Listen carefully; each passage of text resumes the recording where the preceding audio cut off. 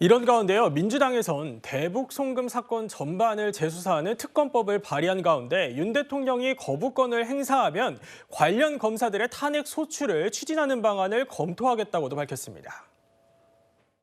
이화영 전 경기부지사를 회유 압박해서 당대표를 이재명 전 경기지사를 끌어들이려고 한 거죠. 검사가 특정 사건을 특정 의도를 가지고 일정한 프레임에 의해서 사건을 만들고 그것에 따라서 일정한 결과를 만들어내려고 하는 거. 그게 지금 우리가 그 검찰에 대해서 갖고 있는 문제의식 아니겠습니까?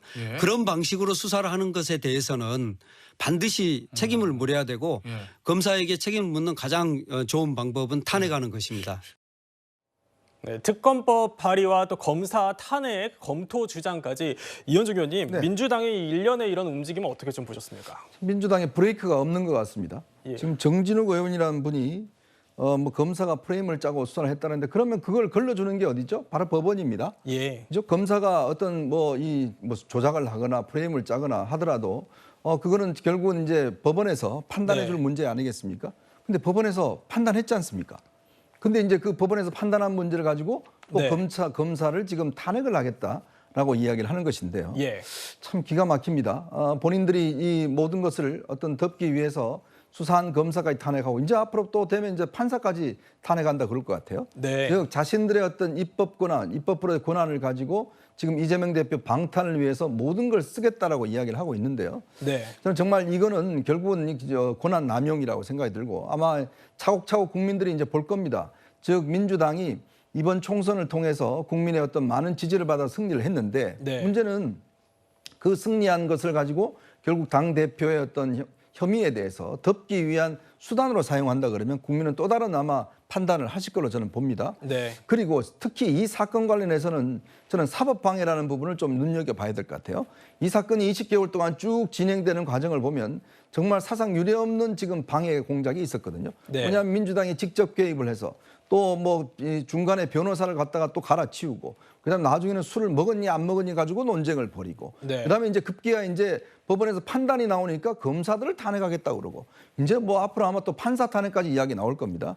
자, 그렇다면 이런 한 사건을 무마하기 위해서 당이라는 공조직이 동원되고 국회의원이라는 신분을 이용해서 한다라고 그러면 저는 이것 또한 수사 대상이 아닌가. 특히 지금 박찬대 원내대표 당시에 이제 이 관련자들을 만나서 여러 가지 이야기를 했다는 의혹도 있는 것이고요. 그렇다면 저는 이 부분도 분명히 짚고 넘어가야 될 부분이라고 생각이 듭니다. 네, 그렇군요.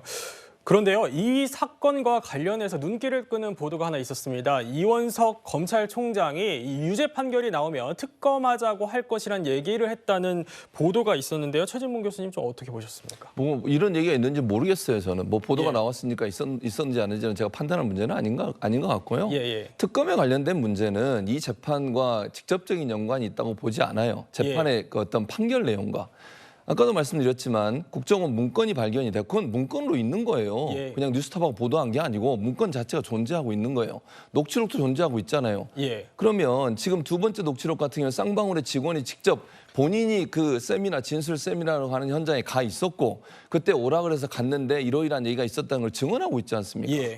그리고 이화영 부지사에 대해서도 지금 이화영 부지사 측에서는 끊임없이 회유가 있었다고 얘기를 하고 있어요. 물론 한쪽의 주장이긴 하지만 그럼 이건 들여다봐야 되는 거죠.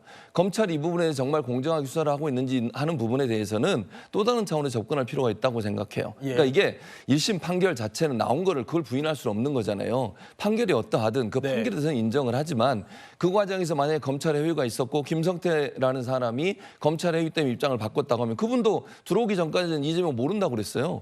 입국하고 나서 갑자기 이재명에게 모든 죄가 있는 것처럼 이렇게 입장을 바꿨고 이화영 전 부지사도 입장을 바꾼 상태 아닙니까 지금. 그렇다고 하면 어떤 게 진실인지 알 수 없는 상황이라고 저는 봐요 지금까지는. 물론 1심 재판부는 김성태의 의견이 맞다고 손을 들어준 건 맞습니다. 그러나 이거는 2심 가고 대법원까지 가봐야 되잖아요. 어떤 경우가 나올지는 모르는 거니까 지금 상황에서는. 그런데 그 과정에서 회유가 있었다는 여러 가지 정황들이 있기 때문에 그런 부분에 대해서는 들여다볼 필요가 있다고 저는 생각해요. 그리고 이렇게 새로운 진술이 나왔으니까 그 진술을 한 그 제보자에 대해서도 저는 어떤 부분이 있는지를 더 살펴봐야 되고 앞으로 또 어떤 제보가 나올지도 모르는 거 아니겠어요? 그런 부분에서 특검을 하자는 것이지 1심 재판부의 재판 판결 자체를 무시하거나 아니면 이거 자체가 잘못됐다고 얘기하는 건 아니라고 봅니다. 그렇군요. 다툼의 여지가 있는 만큼 더 살펴봐야 한다는 입장을 주셨는데 이화영 전 부지사는 즉각 항소 입장을 밝혔습니다. 그래서 항소심 재판도 주목되는 상황인데요. 어제 이 전 부지사 측 변호인이 재판 결과와 관련해서 SNS에 욕설을 암시하는 글을 남겨서 논란이 되기도 했습니다. 박성수 위원장님, 변호인의 이런 태도는 좀 어떻게 보셨습니까? 글쎄 뭐 저도 변호사기도 한데 변호사는 품위 유지 의무가 있습니다. 네, 이러한 경우들에 있어서 좀 품위를 유지해 주는 게 필요하겠다는 생각이 들고요. 항소심으로 가져간다고 했을 때 항소심에서 잘 다투면 또 되는 거죠. 변호인이라면 이제 1심 판결에 대해서는 법원의 판결에 대해서는 존중을 하고 또 항소심에서 다투면 되는 것인데 이게 참 안타까운 것이 뭐냐면 검사가 수사하는 게 마음에 안 든다고 검사를 탄핵해서 검사가 탄핵을 하게 되면 검사의 직무가 정지가 돼요.